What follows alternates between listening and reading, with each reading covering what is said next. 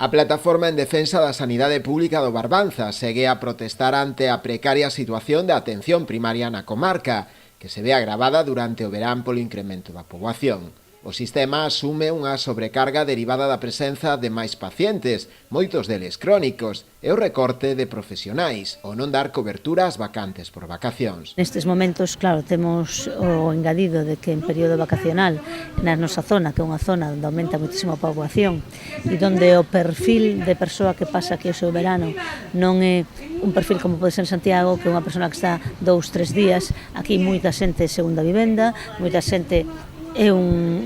pasa aquí un mes ou dous, moitos son pacientes crónicos porque son unhas vacacións de familia, onde veñen toda a familia de todas as idades, co cual aumenta moito a carga sobre as médicas e os médicos de atención primaria,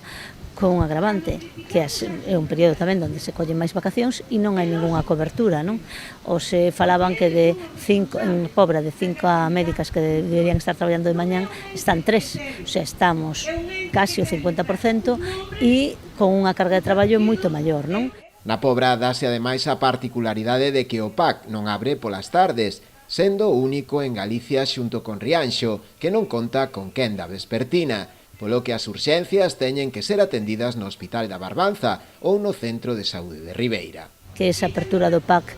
nas tardes, como son todos os PACs de Galicia, non ten ningún sentido que o PAC este aberto de noite e non de tarde, cando en todos os PACs de Galicia hai moita máis atención urxente durante as tardes que durante as noites, pero bueno. En Aguiño tamén seguen a protestar demandando a cobertura dunha baixa de longa duración, que mantén dende hai meses a tan só unha médica que debe asumir todo o cupo de pacientes, coa conseguinte sobrecarga asistencial.